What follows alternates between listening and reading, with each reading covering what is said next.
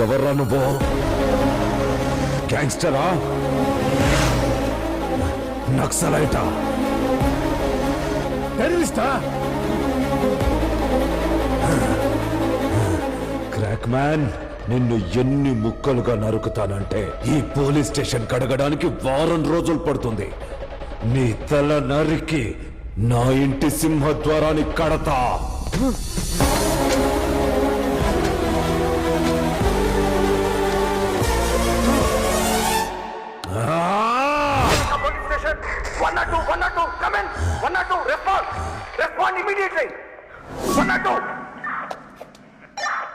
Speaking. Respond. Police station లో మీరు కొడుతున్న వ్యక్తి మామూలు వ్యక్తి కాదు. అతన్ని ఏం చెయ్యొద్దని సీఎస్ఆర్కి చెప్పండి. Come again. బంజేరా బద్మాష్. వాడు బ్రతికే ఉన్నాడు సార్. అరే చెప్తున్నాగా సార్, వాడు చావడు, వాడు బ్రతికే ఉన్నాడు సార్.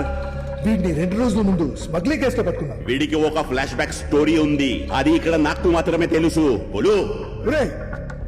వీడు నీకు తెలుసా? Dhaka central jail. ఆ జైల్లో ఒక ఖతర్నాక్ గ్యాంగ్ ఉంది.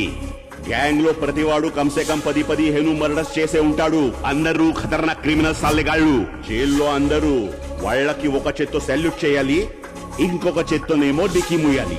చెప్పాలంటే అదొక టెర్రర్ గ్యాంగ్, డేంజర్ గ్యాంగ్.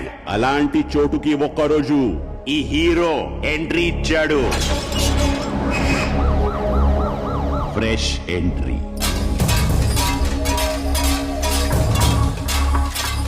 వాళ్ళు అనుకున్నారు వీడు అందరిలాగే నార్మల్ ఐటమ్ గాడని.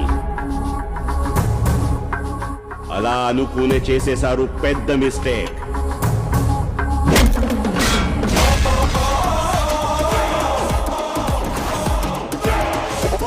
హలో సారు, నేను అన్ని రకాల గొడవలు, కోట్లాట్లు, రక్తపాతాలు అన్ని అన్ని అన్ని చూశాను. కానీ ఆ రోజు జైల్లో ఈ హీరో చేసిన డబల్ ధమాకా ఉంది చూడండి.